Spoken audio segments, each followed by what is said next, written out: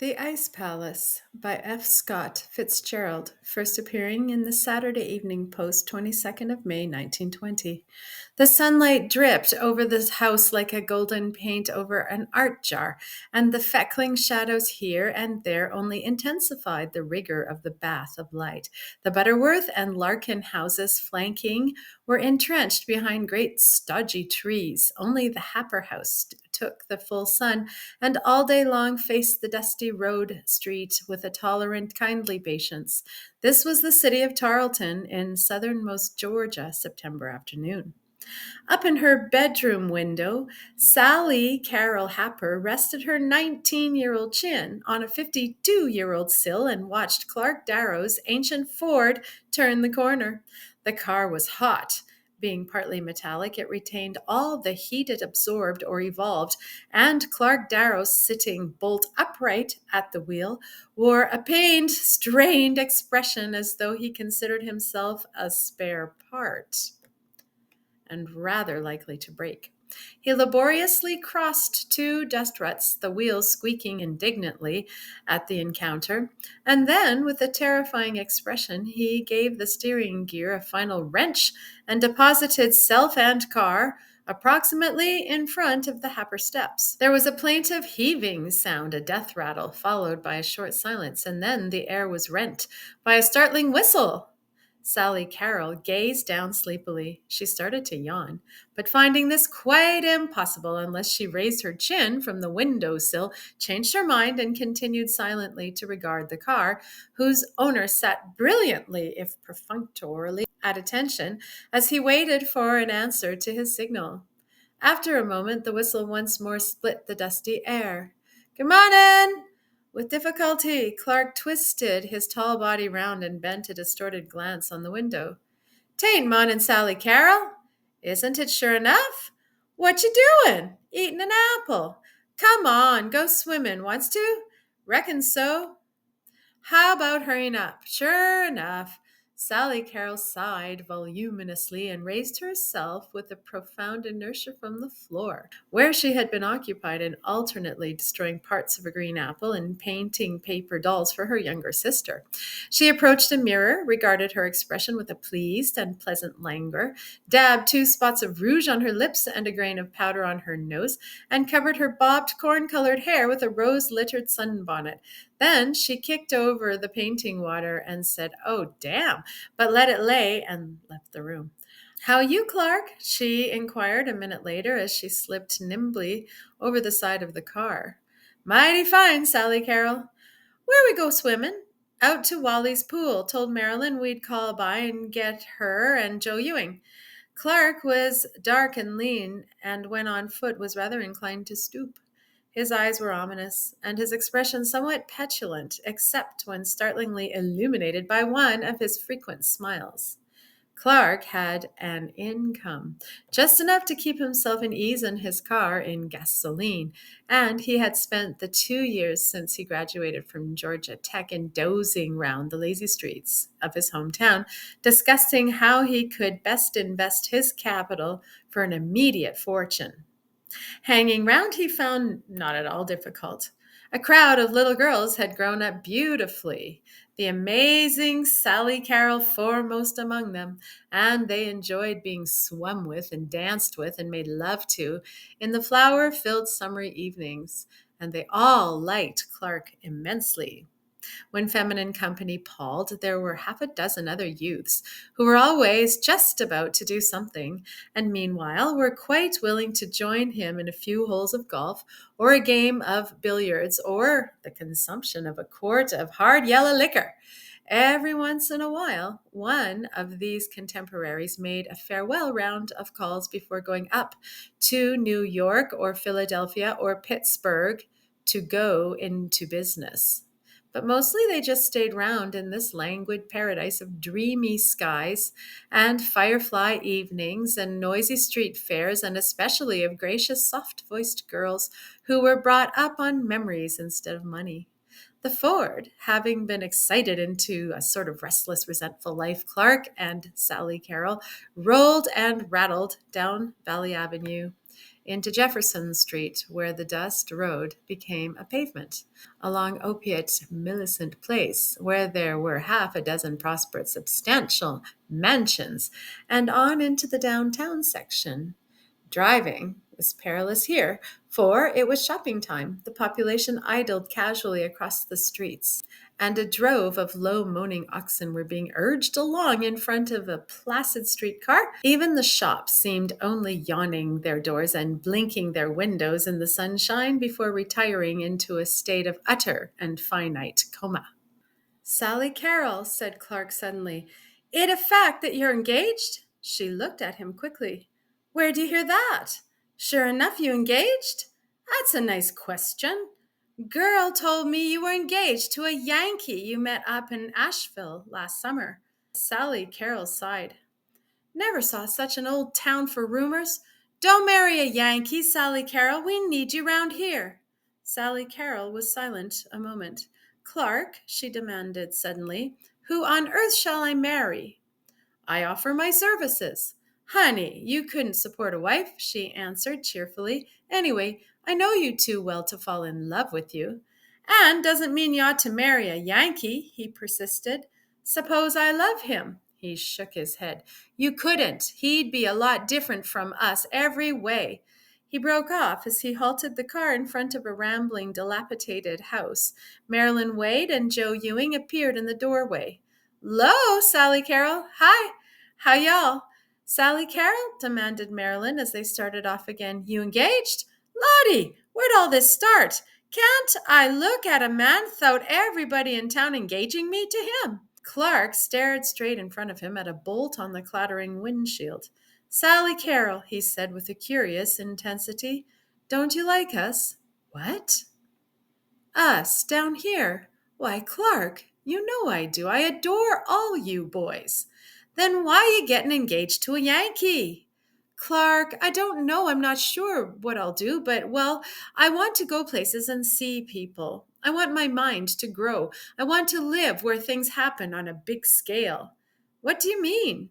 "Oh, Clark, I love you, and I love Joe here, and Ben Arrett, and you all, but you'll, we'll all be failures?"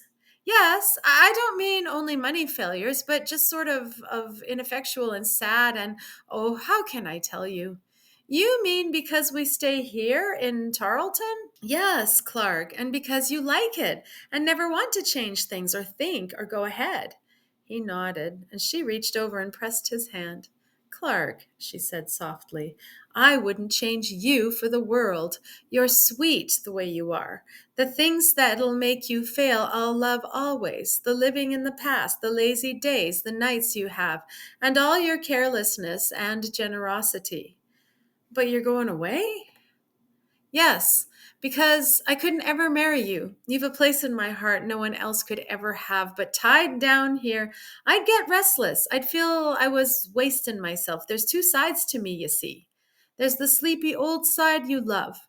And there's a sort of energy, the feeling that makes me do wild things. That's the part of me that may be useful somewhere. That'll last when I'm not beautiful anymore." She broke off with a characteristic suddenness and sighed, "Oh, sweet cookie," as her mood changed. Half closing her eyes and tipping back her head till it rested on the seat back, she let the savory breeze fan her eyes and ripple the fluffy curls of her bobbed hair. They were in the country now, hurrying between tangled growths of bright green coppice and grass and tall trees that sent sprays of foliage to hang a cool welcome over the road. Here and there they passed a battered cabin, its oldest white-haired inhabitant smoking a corncob pipe beside the door, and half a dozen scantily clothed pickaninnies parading tattered dolls in the wild-grown grass in front. Farther out were lazy cotton fields, where even the workers seemed intangible shadows lent by the sun to the earth, not for toil, but to while away some age-old tradition in the golden September fields. And round the drowsy picturesqueness over the trees and shacks and muddy rivers flowed the heat, never hostile, only comforting, like a great warm nourishing bosom for the infant earth. "Sally Carroll, we're here." Poor child sound asleep. "Honey, you dead at last out of sheer laziness?" "Water, Sally Carroll, cool water, waiting for you." Her eyes opened sleepily. Hi, she murmured, smiling. 2. In November, Harry Bellamy, tall, broad, and brisk, came down from his northern city to spend 4 days. His intention was to settle a matter that had been hanging fire since he and Sally Carroll had met in Asheville, North Carolina, in midsummer.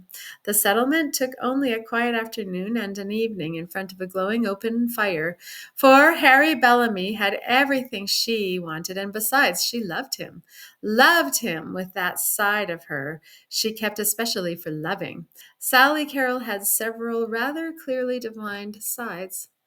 On his last afternoon, they walked, and she found their steps tending half unconsciously toward one of her favorite haunts, the cemetery. When it came in sight, gray white and golden green, under the cheerful late sun, she paused, irresolute, by the iron gate.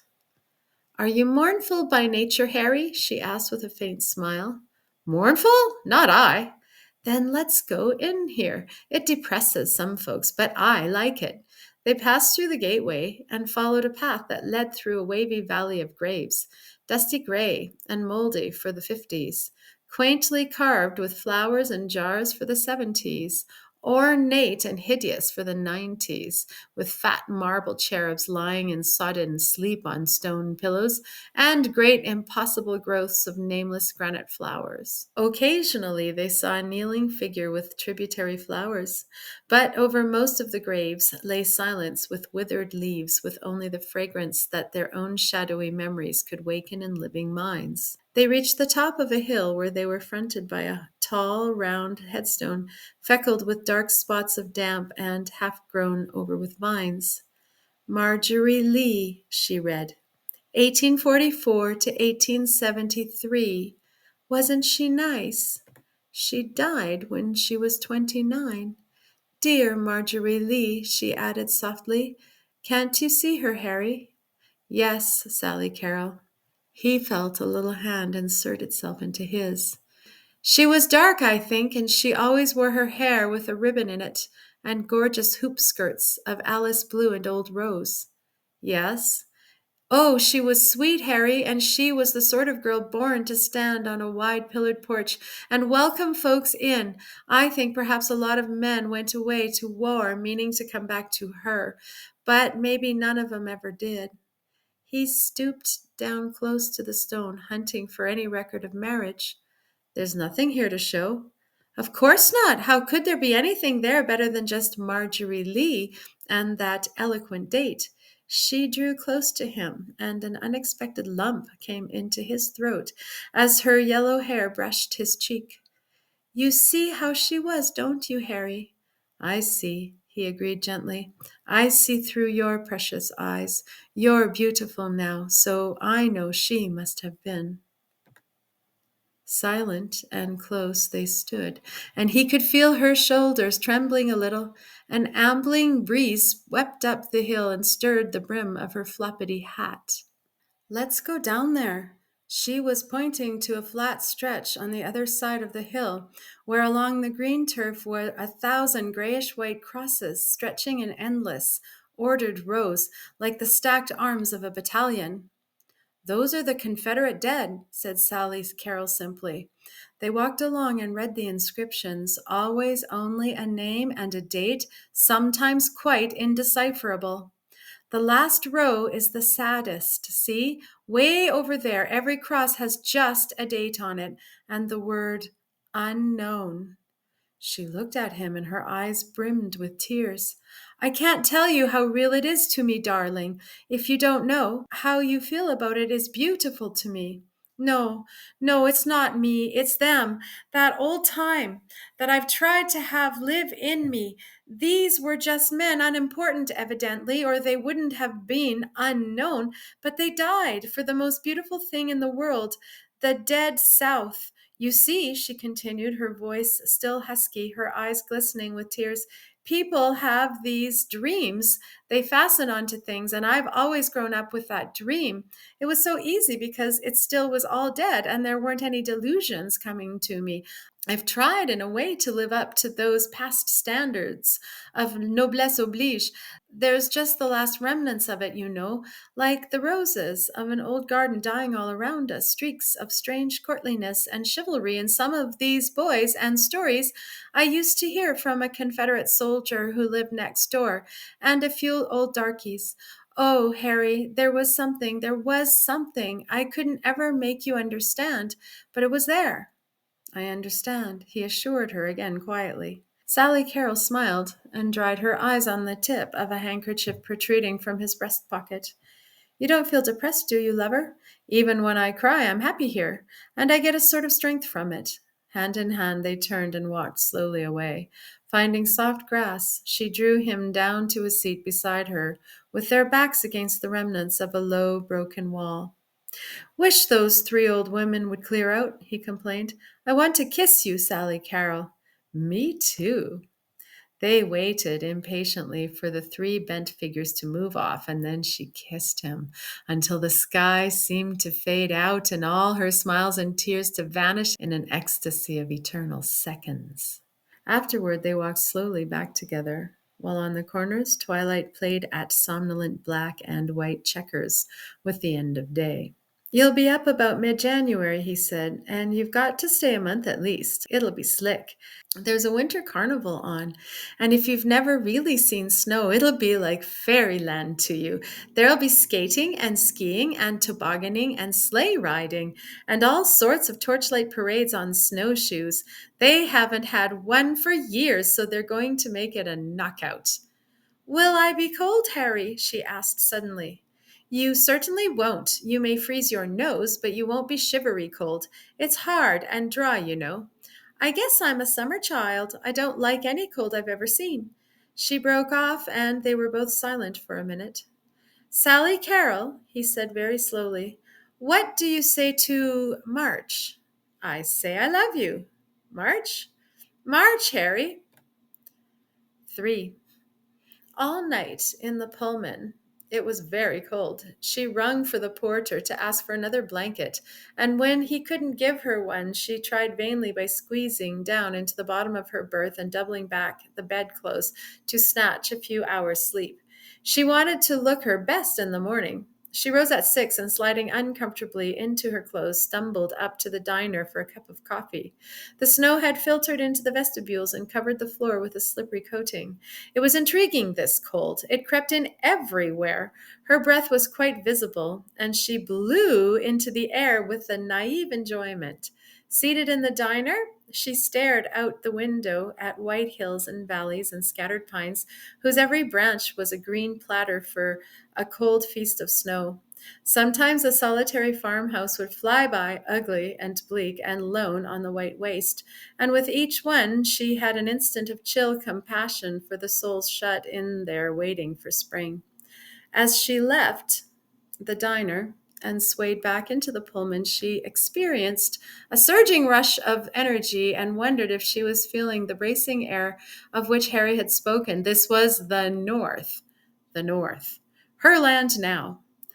Then blow, ye winds, hey-ho, a-roving I will go, she chanted exultantly to herself. What's that? Inquired the porter politely. I said, brush me off. The long wires of the telegraph poles doubled. 2 tracks ran up beside the train. 3, 4, came a succession of white-roofed houses, a glimpse of a trolley car with frosted windows, streets, more streets, the city. She stood for a dazed moment in the frosty station before she saw 3 fur-bundled figures descending upon her. There she is! Oh, Sally Carrol! Sally Carrol dropped her bag. Hi! A faintly familiar ice-cold face kissed her, and then she was in a group of faces, all apparently emitting great clouds of heavy smoke. She was shaking hands. There were Gordon, a short, eager man of 30 who looked like an amateur knocked about model for Harry, and his wife Myra, a listless lady with flaxen hair under a fur automobile cap. Almost immediately, Sally Carroll thought of her as vaguely Scandinavian. A cheerful chauffeur adopted her bag, and amid ricochets of half phrases, exclamations, and perfunctory, listless "my dears" from Myra, they swept each other from the station.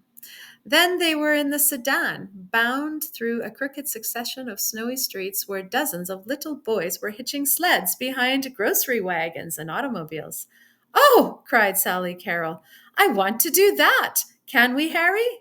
"That's for kids, but we might. It looks like such a circus," she said regretfully. Home was a rambling frame house set on a white lap of snow, and there she met a big gray haired man of whom she approved, and a lady who was like an egg and who kissed her. These were Harry's parents. There was a breathless, indescribable hour crammed full of half sentences, hot water, bacon, and eggs, and confusion. And after that, she was alone with Harry in the library, asking him if she dared smoke. It was a large room with a Madonna over the fireplace and rows upon rows of books in covers of light gold and dark gold and shiny red. All the chairs had little lace squares where one's head should rest. The couch was just comfortable. The books looked as if they had been read, some, and Sally Carroll had an instantaneous vision of the battered old library at home, and her father's huge medical books, and the oil paintings of her three great uncles, and the old couch that had been mended up for 45 years and was still luxurious to dream in. This room struck her as being neither attractive nor particularly otherwise. It was simply a room, with a lot of fairly expensive things in it that all looked about 15 years old. "What do you think of it up here?" demanded Harry eagerly. "Does it surprise you? Is it what you expected, I mean?" "You are, Harry," she said quietly and reached out her arms to him.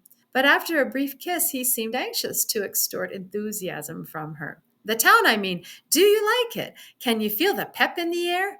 "Oh, Harry," she laughed, "you'll have to give me time. You can't just fling questions at me." She puffed at her cigarette with a sigh of contentment. "One thing I want to ask you," he began rather apologetically. "You Southerners put quite an emphasis on family and all that.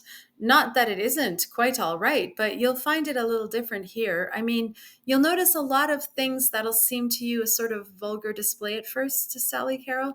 But just remember that this is a three-generation town. Everybody has a father, and about half of us have grandfathers. Back of that, we don't go." "Of course," she murmured.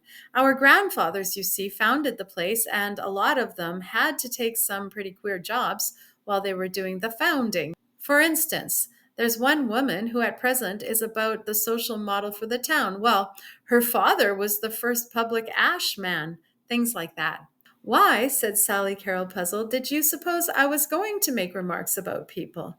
"Not at all," interrupt Harry. "And I'm not apologizing for anyone either. It's just that, well, a Southern girl came up here last summer and said some unfortunate things. And oh, I just thought I'd tell you." Sally Carroll felt suddenly indignant, as though she had been unjustly spanked. But Harry evidently considered the subject closed, for he went on with a great surge of enthusiasm. "It's carnival time, you know, first in 10 years. And there's an ice palace they're building now. That's the first they've had since '85, built out of blocks of the clearest ice they could find on a tremendous scale." She rose and, walking to the window, pushed aside the heavy Turkish portieres and looked out. "Oh," she cried suddenly, "there's two little boys making a snowman. Harry, do you reckon I can go out and help 'em?" "You dream. Come here and kiss me." She left the window rather reluctantly. "I don't guess this is a very kissable climate, is it? I mean, it makes you so that you don't want to sit around, doesn't it?" "We're not going to. I've got a vacation for the first week you're here, and there's a dinner dance tonight." "Oh, Harry," she confessed, subsiding in a heap, half in his lap, half in the pillows. "I sure do feel confused. I haven't got an idea whether I'll like it or not, and I don't know what people expect or anything. You'll have to tell me, honey." "I'll tell you," he said softly, "if you'll just tell me you're glad to be here." "Glad, just awful glad," she whispered, insinuating herself into his arms in her own peculiar way. Where you are is home for me, Harry. And as she said this, she had the feeling for almost the first time in her life that she was acting a part. That night, amid the gleaming candles of a dinner party where the men seemed to do most of the talking, while the girls sat in a haughty and expensive aloofness, even Harry's presence on her left failed to make her feel at home. They're a good looking crowd, don't you think? He demanded. Just look around. There's Spud Hubbard, tackle at Princeton last year, and Junie Morton. He and the red haired fellow next to him are both Yale hockey captains. Junie was in my class. Why, the best athletes in the world come from these states round here. This is a man's country, I tell you. Look at John J. Fishburne. Who's he? Asked Sally Carroll innocently. Don't you know? I've heard the name. Greatest wheat man in the Northwest and one of the greatest financiers in the country. She turned suddenly to a voice on her right. I guess they forgot to introduce us. My name's Roger Patton. My name is Sally Carol Happer, she said graciously. Yes, I know. Harry told me you were coming. You a relative? No, I'm a professor. Oh, she laughed. At the university. You're from the South, aren't you? Yes, Tarleton, Georgia. She liked him immediately. A reddish brown mustache under watery blue eyes that had something in them that those other eyes lacked, some quality of appreciation. They exchanged stray sentences through dinner, and she made up her mind to see him again. After coffee, she was introduced to numerous good looking young men who danced with conscious precision and seemed to take it for granted that she wanted to talk about nothing except Harry. Heavens, she thought, they talk as if my being engaged made me older than they are, as if I'd tell their mothers on them. In the South, an engaged girl, even a young married woman, expected the same amount of half affectionate badinage and flattery that would be accorded a debutante. But here, all that seemed banned. One young man, after getting well started on the subject of Sally Carroll's eyes and how they had allured him ever since she entered the room, went into a violent confusion when he found out that she was visiting the Bellanys and was Harry's fiancée. He seemed to feel as though he had made some risque and inexcusable blunder, became immediately formal, and left her at the first opportunity. She was rather glad when Roger Patton cut in on her and suggested that they sit out a while. Well, he inquired, blinking cheerily, how's Carmen from the South? Mighty fine. How's dangerous Dan McGrew? Sorry, but he's the only northerner I know much about. He seemed to enjoy that. Of course, he confessed. As a professor of literature, I'm not supposed to have read Dangerous Dan McGrew. Are you a native? No, I'm a Philadelphian, imported from Harvard to teach French, but I've been here 10 years. 9 years, 364 days longer than me. Like it here? Uh-huh, sure do. Really? Well, why not? Don't I look as if I were having a good time? I saw you look out the window a minute ago and shiver. Just my imagination, laughed Sally Carroll. I'm used to having everything quiet outside, and sometimes I look out and see a flurry of snow, and it's just as if something dead was moving. He nodded appreciatively. Ever been north before? Spent 2 Julys in Asheville, North Carolina. Nice looking crowd, aren't they? Suggested Patton, indicating the swirling floor. Sally Carroll started. This had been Harry's remark. Sure are, they're canine. What? She flushed. I'm sorry, that sounded worse than I meant it. You see, I always think of people as feline or canine, irrespective of sex. Which one are you? I'm feline. So are you. So are most Southern men and most of these girls here. What's Harry? Harry's canine, distinctly. All the men I've met tonight seem to be canine. What does canine imply? A certain conscious masculinity as opposed to subtlety? Reckon so. I never analyzed it, only I just look at people and I say canine or feline right off. It's right absurd, I guess. Not at all. I'm interested. I used to have a theory about these people. I think they're freezing up. What?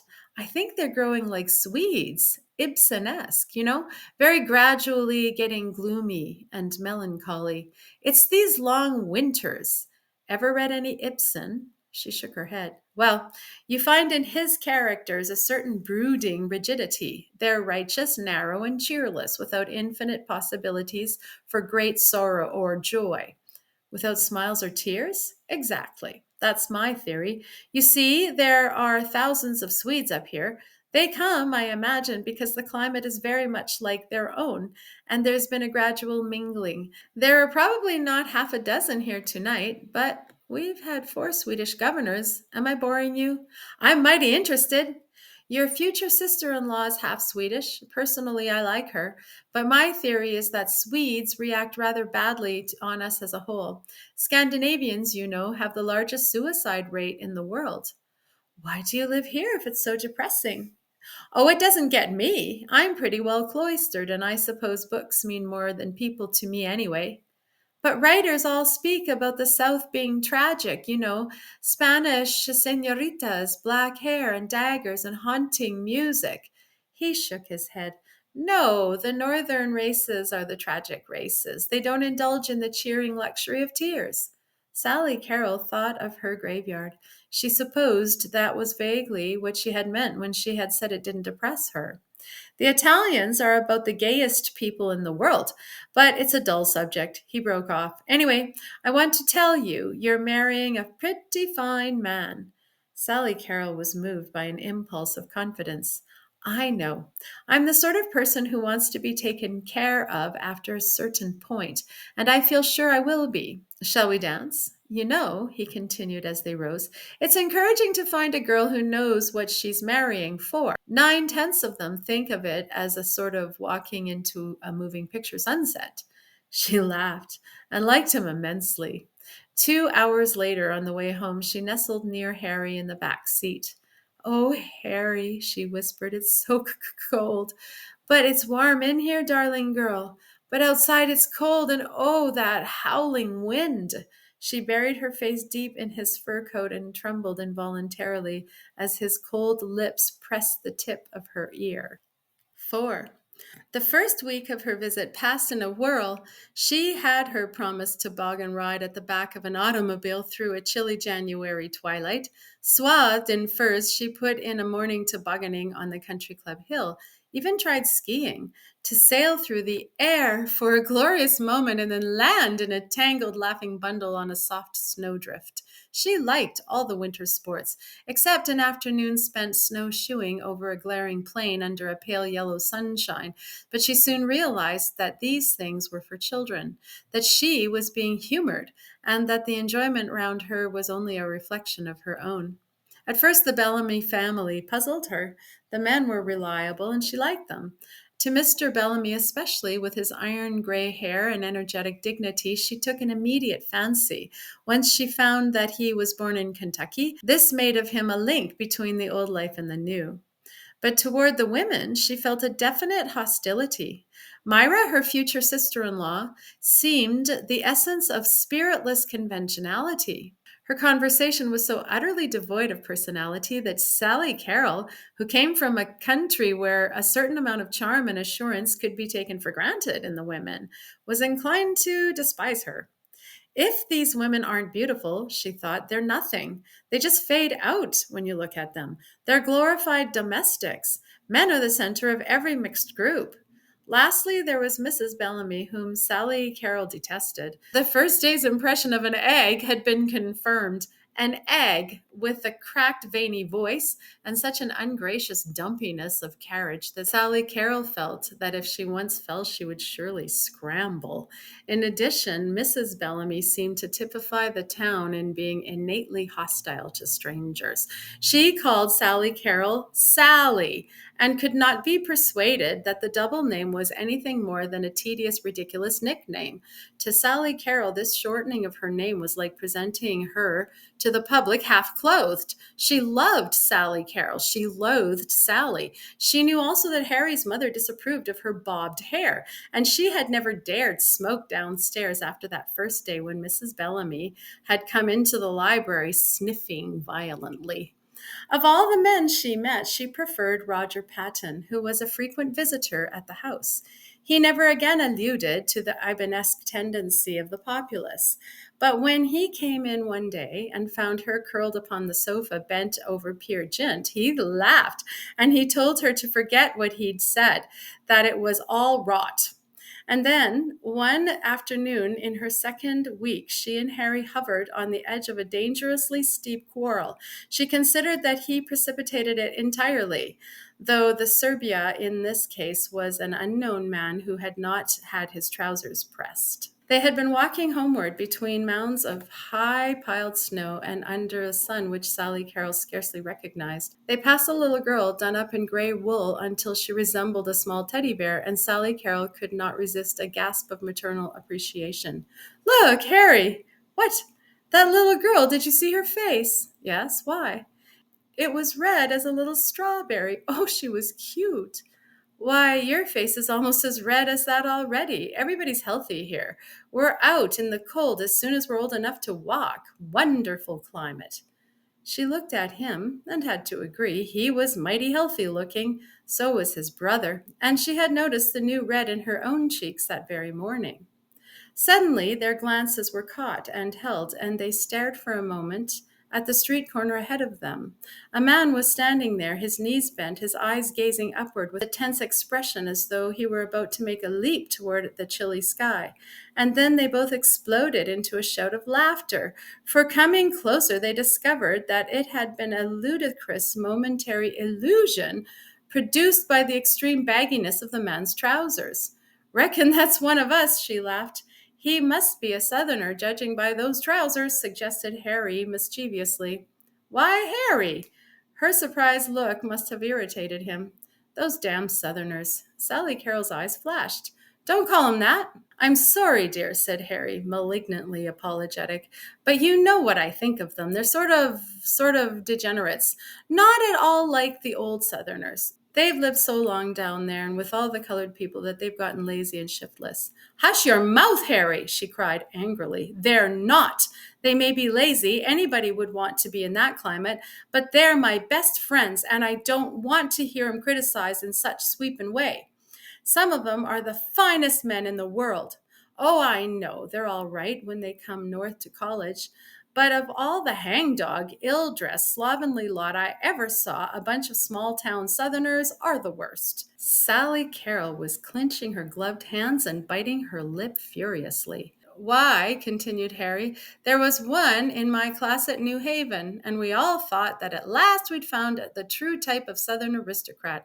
But it turned out that he wasn't an aristocrat at all, just the son of a northern carpetbagger who owned about all the cotton round Mobile. A Southerner wouldn't talk the way you're talking now," she said evenly. "They haven't the energy. Or the something else. I'm sorry, Sally Carol, but I've heard you say yourself that you'd never marry. That's quite different. I told you I wouldn't want to tie my life to any of the boys that are round Tarleton now, but I never made any sweepin' generalities." They walked along in silence. "I probably spread it on a bit thick, Sally Carol. I'm sorry." She nodded, but made no answer. 5 minutes later, as they stood in the hallway, she suddenly threw her arms around him. "Oh, Harry," she cried, her eyes brimming with tears.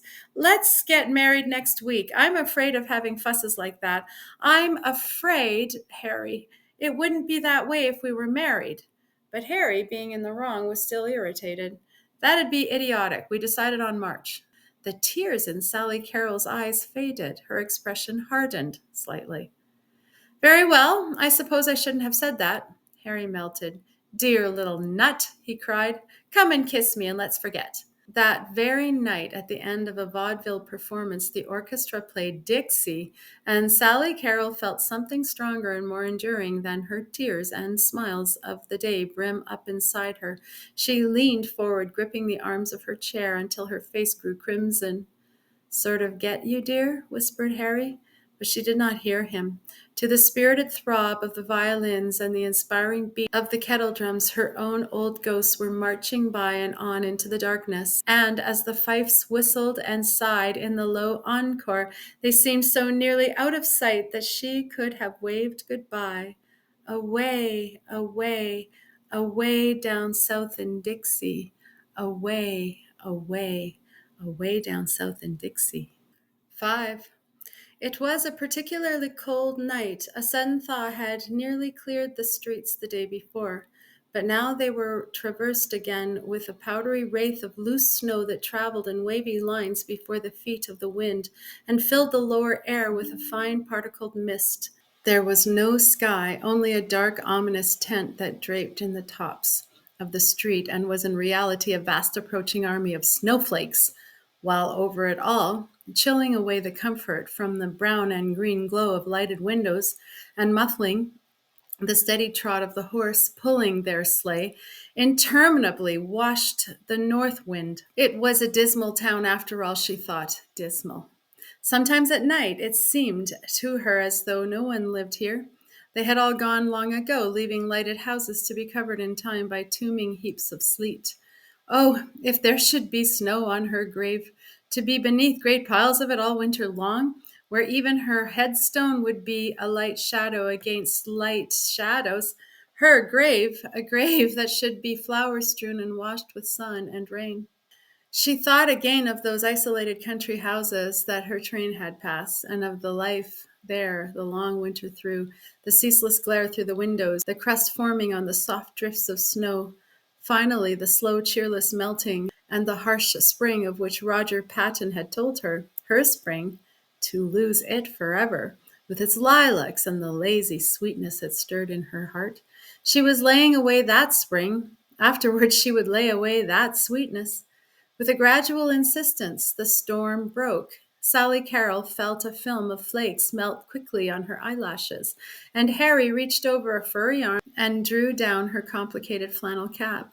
Then the small flakes came in skirmish line, and the horse bent his neck patiently as the transparency of white appeared momentarily on his coat. "Oh, he's cold, Harry," she said quickly. "Who? The horse? Oh, no, he isn't. He likes it." After another 10 minutes, they turned a corner and came in sight of their destination. On a tall hill outlined in vivid glaring green against the wintry sky stood the Ice Palace.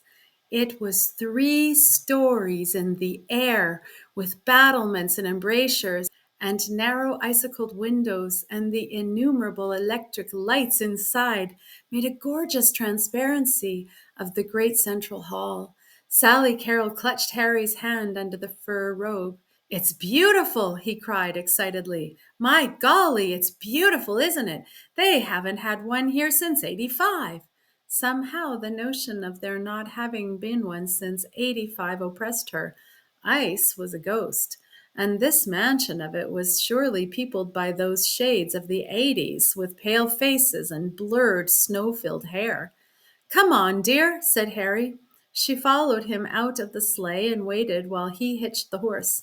A party of 4, Gordon, Myra, Roger Patton, and another girl, drew up beside them with a mighty jingle of bells. There were quite a crowd already, bundled in fur or sheepskin, shouting and calling to each other as they moved through the snow, which was now so thick that people could scarcely be distinguished a few yards away.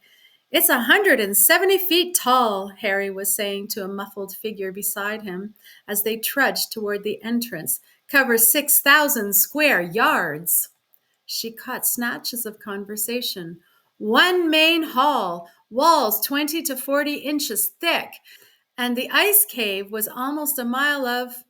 This Canuck who built it." They found their way inside, and dazed by the magic of the great crystal walls, Sally Carrol found herself repeating over and over 2 lines from Kubla Khan. It was a miracle of rare device, a sunny pleasure dome with caves of ice. In the great glittering cavern, with the dark shut out, she took a seat on a wooden bench, and the evening's oppression lifted. Harry was right. It was beautiful, and her gaze traveled the smooth surface of the walls, the blocks for which had been selected for their purity and clearness to obtain this opalescent, translucent effect. "Look, here we go. Oh, boy," cried Harry. A band in the far corner struck up, "Hail, hail, the gang's all here," which echoed over to them in wild, muddled acoustics, and then the lights suddenly went out. Silence seemed to flow down the icy sides and swept over them. Sally Carrol could see her white breath in the darkness, and a dim row of pale faces over on the other side. The music eased to a sighing complaint, and from outside drifted in the full-throated resonant chant of marching clubs. It grew louder, like some paean of a Viking tribe traversing an ancient wild. It swelled. They were coming nearer. Then a row of torches appeared, and another, and keeping time with their moccasined feet, a long column of gray, mackinawed figures swept in, snowshoes slung at their shoulders, torches soaring and flickering as their voices rose among the great walls. The gray column ended, and another followed, the light streaming luridly this time over red toboggan caps and flaming crimson mackinaws. And as they entered, they took up the refrain, and then came a long platoon of blue and white, of green and white, of brown and yellow. Those white ones are the Watuka Club, whispered Harry eagerly. Those are the men you've met round at dances. The volume of the voices grew. The great cavern was a phantasmagoria of torches waving in great banks of fire, of colors, and the rhythm of soft leather steps. The leading column turned and halted, platoon deployed in front of platoon, until the whole procession made a solid flag of flame, and then from thousands of voices burst a mighty shout that filled the air like a crash of thunder and sent the torches wavering. It was magnificent. It was tremendous.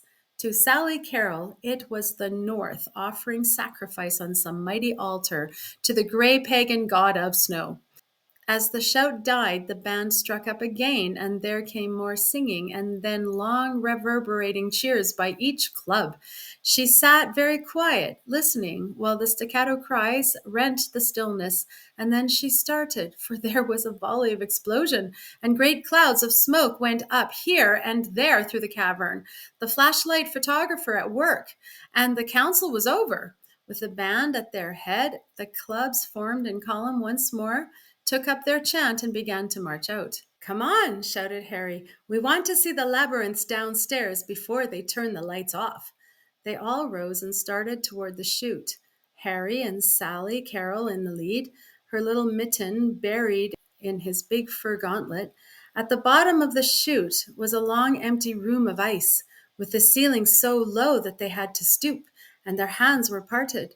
Before she realized what he intended, Harry had darted down one of the half-dozen glittering passages that opened into the room and was only a vague receding blot against the green shimmer. Harry, she called. Come on, he cried back. She looked round the empty chamber. The rest of the party had evidently decided to go home. Were already outside somewhere in the blundering snow. She hesitated and then darted in after Harry. Harry! She shouted. She had reached a turning point 30 feet down. She heard a faint muffled answer far to the left, and with a touch of panic fled towards it. She passed another turning, 2 more yawning alleys. Harry! No answer. She started to run straight forward and then turned like lightning and sped back the way she had come, enveloped in a sudden icy terror. She reached a turn. Was it here? Took the left and came to what should have been the outlet into a long, low room, but it was only another glittering passage with darkness at the end. She called again, but the walls gave back a flat, lifeless echo with no reverberations. Retracing her steps, she turned another corner, this time following a wide passage. It was like the green lane between the parted waters of the Red Sea, like a damp vault connecting empty tombs. She slipped a little now as she walked, for ice had formed on the bottom of her overshoes. She had to run her gloves along the half-slippery, half-sticky walls to keep her balance. Harry! Still no answer. The sound she made bounced mockingly down to the end of the passage. Then, on an instant, the lights went out, and she was in complete darkness. She gave a small, frightened cry and sank down into a cold little heap on the ice. She felt her left knee do something as she fell, but she scarcely noticed it, as some deep terror far greater than any fear of being lost settled upon her. She was alone with this presence that came out of the north, the dreary loneliness that rose from ice-bound whalers in the Arctic seas, from smokeless, trackless wastes where were strewn the whitened bones of adventure. It was an icy breath of death. It was rolling down low across the land to clutch at her With a furious, despairing energy, she rose again and started blindly down the darkness. She must get out. She might be lost in here for days, freeze to death, and lie embedded in the ice like corpses she had read of, kept perfectly preserved until the melting of a glacier. Harry probably thought she had left with the others, and he had gone by now. No one would know until late next day. She reached pitifully for the wall. 40 inches thick, they had said. 40 inches thick. Oh, on both sides of her, along the walls, she felt things creeping, damp souls that haunted this palace, this town, this north. Oh, send somebody, she cried aloud. Clark Darrow, he would understand, or Joe Ewing. She couldn't be left here to wander forever, to be frozen, heart, body, and soul. This Sally Carroll, why, she was a happy thing. She was a happy little girl. She liked warmth and summer and Dixie. These things were foreign. You're not crying, someone said aloud. You'll never cry any more. Your tears would just freeze. All tears freeze up here. She sprawled full length on the ice. Oh, God, she faltered. A long single file of minutes went by, and with a great weariness she felt her eyes closing. Then someone seemed to sit down near her and take her face in warm, soft hands. She looked up gratefully. Why, it's Marjorie Lee, she crooned softly to herself. I knew you'd come. It really was Marjorie Lee, and she was just as Sally Carroll had known she would be, with a young white brow and wide welcoming eyes and a hoop skirt of some soft material that was quite comforting to rest on. Marjorie Lee. It was getting darker now, darker. All those tombstones ought to be repainted, sure enough, only that would spoil 'em, of course. Still, you ought to be able to see 'em. Then, after a succession of moments that went fast and then slow, but seemed to be ultimately resolving themselves into a multitude of blurred rays converging toward a pale yellow sun, she heard a great cracking noise break her new-found stillness. It was the sun. It was a light, a torch, and a torch beyond that, and another one, and voices. A face took flesh below the torch. Heavy arms raised her, and she felt something on her cheek. It felt wet. Someone had seized her and was rubbing her face with snow. How ridiculous! With snow! Sally Carroll! Sally Carroll! It was Dangerous Dan McGrew, and two other faces she didn't know. Child, we've been looking for you for 2 hours. Harry's half crazy. Things came rushing back into place. The singing, the torches, the great shout of the marching clubs. She squirmed in Patton's arms and gave a long, low cry. Oh, I want to get out of here. I'm going back home. Take me home. Her voice rose to a scream that sent a chill to Harry's heart, and he came racing down the next passage. Tomorrow, she cried with delirious, unrestrained passion. Tomorrow! 6. The wealth of golden sunlight poured, a quite enervating yet oddly comforting heat, over the house where day long it faced the dusty stretch of road. Two birds were making a great to-do in a cool spot found among the branches of a tree next door, and down the street a colored woman was announcing herself melodiously as a purveyor of strawberries. It was April afternoon. Sally Carol Happer, resting her chin on her arm and her arm on the old window-sill, gazed sleepily down over the spangled dust whence the heat waves were rising for the first time this spring. She was watching a very ancient Ford turn a perilous corner and rattle and groan to a jolting stop at the end of the walk. She made no sound, and in a minute a strident, familiar whistle rent the air. Sally Carroll smiled and blinked. Good morning. A head appeared tortuously from under the car top below. "'Tain't morning, Sally Carroll." "Sure enough," she said in affected surprise. "I guess maybe not. What you doing?" "Eatin' green peach. 'Spect to die any minute." Clark twisted himself a last impossible notch to get a view of her face. "Water's warm as a kettle of steam, Sally Carroll. Want to go swimming?" "Hate to move," sighed Sally Carroll lazily, "but I reckon so." The end.